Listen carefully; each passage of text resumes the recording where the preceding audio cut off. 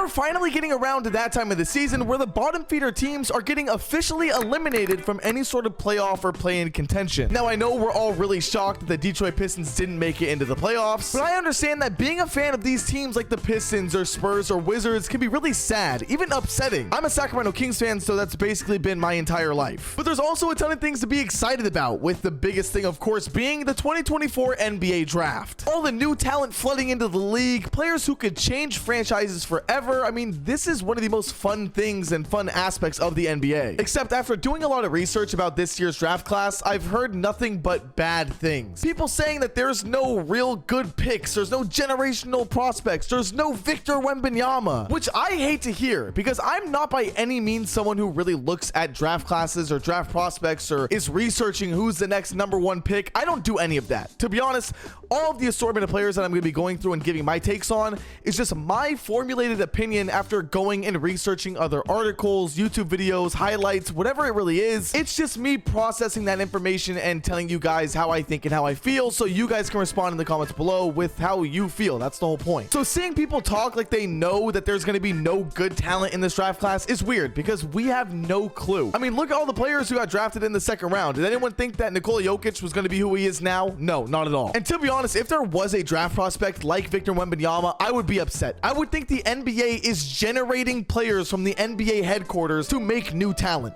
There shouldn't be another Victor Wembanyama, okay? He was a generational draft prospect. So anyways, like I said before, this video is going to be me basically going over a mock draft and pushing away all of the negativity. Not saying that there's not any downsides for these players, but I'm not going to be rambling nonsense about how the draft class isn't good. No, we're taking everything at face value. I also feel like stating this video is being recorded before March Madness, so things could honestly drastically change within a month. I mean, I would be surprised if this mock draft is anywhere near close to the official draft. So drop a like and comment down below if you want to see me do a more updated version in a month or two. With that being said, I'm going to be using Tankathon to look at the draft order and how I will be doing this. I'm only going to be going through the top 5 draft picks because, well, that is the lowest tier teams right now in the NBA, and that's kind of what we're going over. So with the #1 pick, I have the Washington Wizards selecting Alexander Sarr. Alexander Sarr is for sure not someone who could be a solid #1 pick. There is a chance that he drops down below or does whatever. But as of right now, this is a player that I would actually really like to see on the Washington Wizards. The Wizards are a struggling team by all means. He's a 7'1" center/forward who is very quick. He's a very mobile and quick moving player, except not in like the lanky way that you see from someone like Victor Wembanyama, which the only reason why I'm comparing the two is because Victor is a recent draft prospect. I understand Victor is like 3 or 4 inches taller, but the main thing about him is that he is a defensive based player. If you see the way he moves on defense, he moves, he gets around quick, he's great in the paint, rim protector. I mean, he really does it all defensively. The one thing that he's more lacking in, I would say, is offense, with a lot of people comparing him to someone like Evan Mobley or Jaren Jackson Jr. Not to mention his 27% from 3. He's definitely not going to be that Karl Anthony Towns or that Victor Wembanyama when it comes to shooting the 3 ball, right? I know not every single center and forward is supposed to be shooting half-court daggers, but I feel like that's becoming a more common thing in the league. With that being said, I would like to see him on the Washington Wizards as a defensive piece and maybe see them try to build around him a little bit more and see what offensive pieces they can get around him. I still have a ton of hope for Jordan Poole. I genuinely just think this season has been so much for him mentally that it has been hurting his performance. So maybe if Jordan Poole gets back into the swing of things and we see him next to Alexander Sarr, that would be a lot of fun to watch. Moving on to the #2 pick, the Detroit Pistons, in which I have them taking Zachary Rissacher. I think I said that right. I hope I did. I watched like literally 10 videos about him, but for some reason I'm blanking. I know the Detroit Pistons were a terrible team this year, but I did have way higher hopes for them. I know that the Detroit Pistons and Kings fans were beefing before the season, but I really did think that Cade Cunningham, especially after his Team USA stunt before, I thought he was going to really pick this team up and help carry them at least to a play-in spot. I don't think anyone expected them to be as bad as they are currently or as bad as they were earlier on in the season. But all that aside, the Detroit Pistons wouldn't only be drafting for talent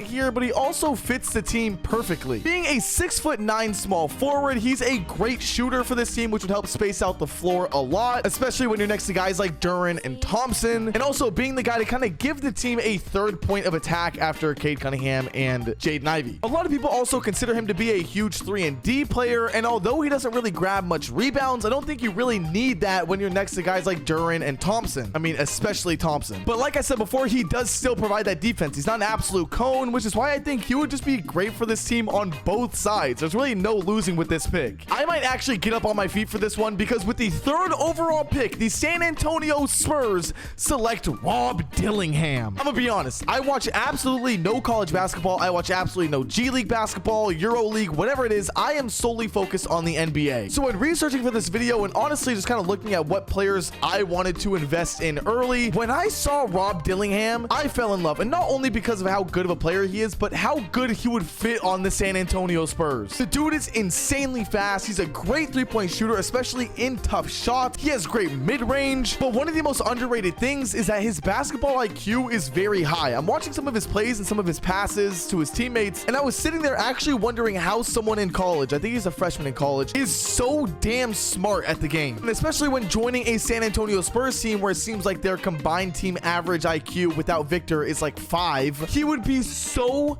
damn crucial. I just cannot even imagine the dribble handoffs, the pick and rolls with Victor and Rob. Not to mention the alley-oops. The guy's a great three-point shooter. I mean, I could sit here and suck his dick all day long. Point is, I want to see this guy get drafted to the San Antonio Spurs, and I hope if you're a Spurs fan, you agree with me on that one. Honestly, if you don't, drop in the comments who you would like to see on your team, because I actually am very interested in seeing who you'd rather have. Also, Rob is one of those guys that with March Madness coming up, if Kentucky does good and if he's one of the main guys, his draft stock could jump up and he could be a #1 pick, at least in my mind, because I'm delusional. Anyways, the talent doesn't stop there though in San Antonio, because with the #4 pick, I have the Charlotte Hornets selecting Reed Shepherd, who is actually another Kentucky guy just like Rob, shooting an insane 52% from 3. The only downsides that I really see with him is that he is short for a shooting guard. Not to mention he does have a short wingspan. I don't know how I feel about him being my 2. But with the Charlotte Hornets, you already have your size in Brandon Miller, and LaMelo Ball is a pretty tall point guard, so maybe you can actually take in the blow of having a 6'3" shooting guard. But with the scoring that he would provide for the Hornets, I could see them really bumping up. All you really need is LaMelo to be healthy and their team to really get some chemistry, maybe get some vets in there. But that's more about the team itself and not about the draft pick, because a huge thing about Shepherd is his defense. The guy is averaging almost 3 steals a game and also almost averaging 1 block. I don't know how as a 6'3" player in college he's averaging almost 1 block. It's actually insane. So yeah, really there's no downside for him being on the Charlotte Hornets because of, like I said before, their kind of team already is pretty big, but him being on another team could have the chance of hurting him. And last but not least, with the 5th pick in the NBA draft, I have the Portland Trailblazers selecting Cody Williams, which I actually found out while doing all this research that he is J-Dub, Jalen Williams from the OKC Thunder, his brother. That's kind of cool. The Trailblazers already have a ton of guard play. I mean, Scoot Henderson hasn't had the best rookie year by any means, but I'm sure the Trailblazers are still going to keep their investment on him, and they also have Anthony Simons as well. Overall, you don't really need another guard. And I know that there's players like Nikola Topic, I think is his name, something Topic, Nikola Jokic, whatever the fuck. But for them, I feel like you kind of get a safer pick, and you're also not really taking that big of a hit by drafting for fit, because the guy is still a great three-point shooter, shooting 42% from 3, and he's just overall one of those players with great athleticism and a great slashing ability. So yeah, I guess there you go. That is my 2024 KingCharge NBA mock draft. Like I said at the beginning of the video, if you want to see me do another one of these after March Madness, which I'm planning on watching a ton of, let me know down in the comments, and of course drop your guys' opinion. The entire point of this video and the entire point of making mock drafts is for everyone to share how they feel, because like I said before, I am not a professional at making mock drafts or looking at young talent by any means. So yeah, I hope you guys all enjoyed. Be sure to like and subscribe while you're down there, and I will see you guys all in the next one. Later.